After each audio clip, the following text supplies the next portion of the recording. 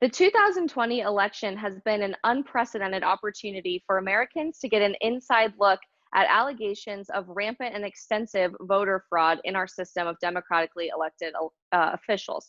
Within previous elections in times past, there have already been several credible processes of determining when ballots are considered fraudulent and when they're not. And overwhelmingly, fraudulent ballots have happened with absentee or mail-in voting processes.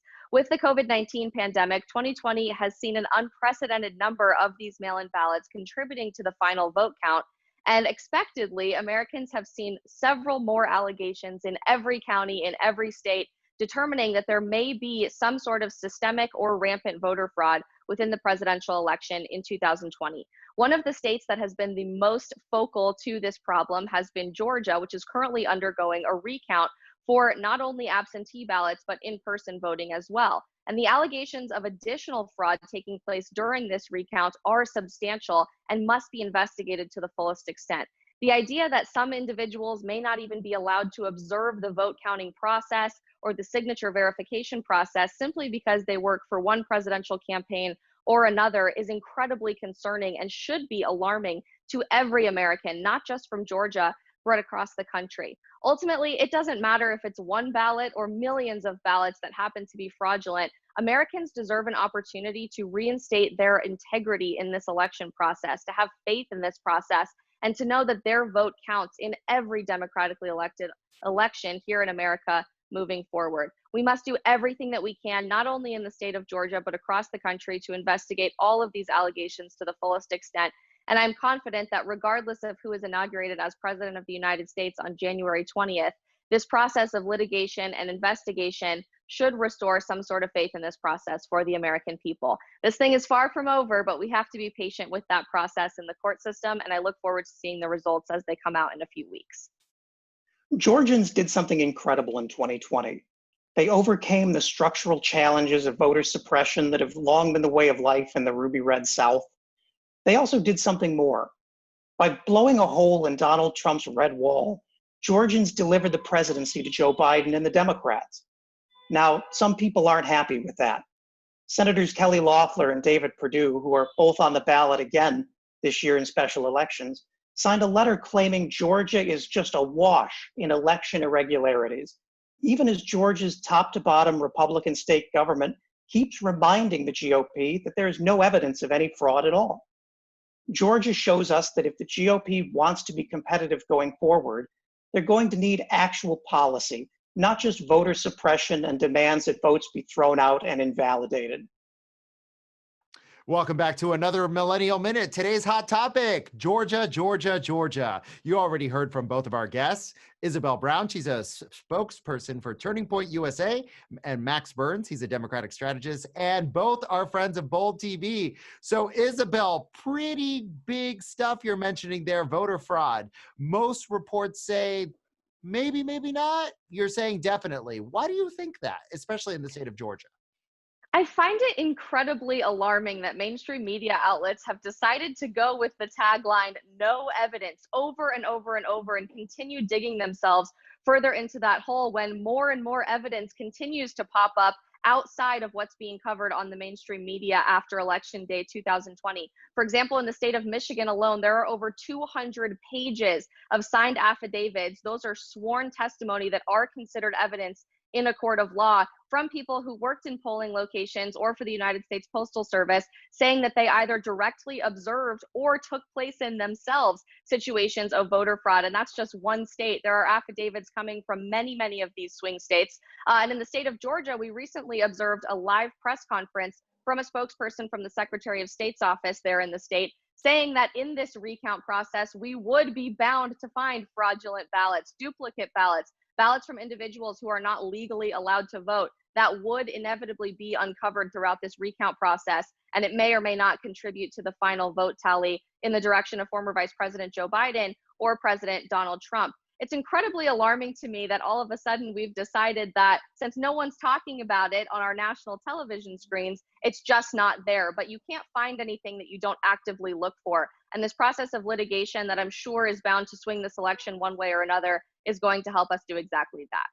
So Max, you made a really important point, right? Which is in Georgia, there's been a long history of what people are calling voter suppression. Tell our viewers a little bit more about that and what you say to what Isabel is saying right now.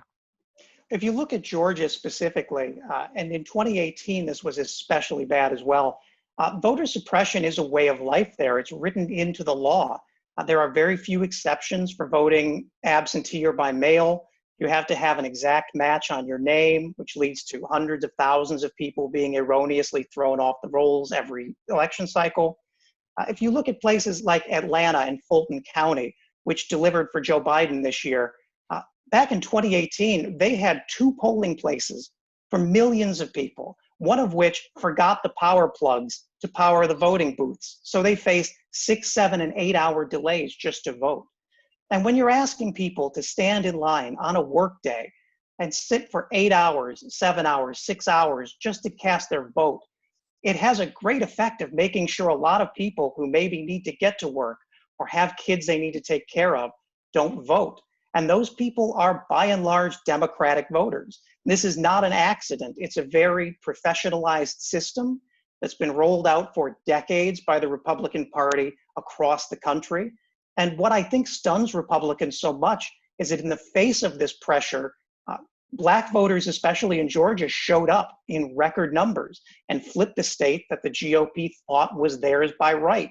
And I can understand how Kelly Loeffler and David Perdue are suffering a little bit at seeing their state go for a Democrat. But the answer isn't to make it even harder to vote, to go and intimidate more voters into staying home or invalidating their votes. It's to have policies that actually address the voters who live in your state. And we've seen this call that there's voter fraud everywhere. Just last week, Tucker Carlson opened his show by arguing that he'd finally found it in Georgia, evidence of fake votes being cast by dead people. Well, a day later on Friday, he had to issue an apology because that turned out to be a completely false story. So if the media is trying not to find things, I don't know where that argument's coming from. The president's campaign has set up a hotline for voter tips. They've held press conferences every day asking for evidence of voter fraud. The problem is when those get to actual courts where people have to swear under oath under penalty of perjury that that's true, the president's gone 0-16 in court cases. So I want to address something here because I'm actually seeing a common thread from both of you. And this show is really about, finding the common thread. We need a new voting system, don't we? Because whether you look at it, whether fraud is a problem or voter suppression is a problem, these are all really alarming things. What do you all suggest to make sure this doesn't happen again? So obviously you disagree on what actually happened on the ground, but you can both agree that the present system isn't working. So we'll start with you, Isabel. What would you like to see from a voter security standpoint? Well, first of all, David, you hit the nail right on the head. I think regardless of who you voted for in this presidential election, almost every American that I've had the fortunate ability to talk to in the last few weeks, especially those I disagree with, have all lost some sort of faith in this process, knowing that their vote may not be valid, may not be counted towards the candidate that they intended to vote for, or may not even be counted at all. And that's incredibly frustrating in a country that relies on our civic participation in democratically conducted elections. Ultimately, I think there's a couple of very simple opportunities for us to take onto our wing and really move forward within these democratically elected elections. The first of which being we should specify what our voting in-person process looks like. Is it electronic? Is it on paper? What machines do we run it through? This idea that there may be some concerns with Dominion voting systems, in particular the electronic system used in over 30 states, that in one county in Michigan switched 6,000 votes intended by the voter for President Donald Trump to Vice President Joe Biden just because of a glitch, is incredibly alarming. In my opinion, we should go back to the old school pen and paper route, ignore the Sharpies, which you're hearing a lot about here in the state of Arizona. And most importantly, we should institute a national voter ID law to ensure that the individuals going to vote on election day are the person that they say they are, and their vote can be validated back towards who they are as a person. So Max, I'll give you the last word. What do you believe we should do to make sure that everyone's votes counts and that we don't have the same problem in our next national election in 2 years? There's an easy way to bridge this gap, and it comes from an issue that's actually causing some controversy, which is photo ID voting, requiring an ID to vote.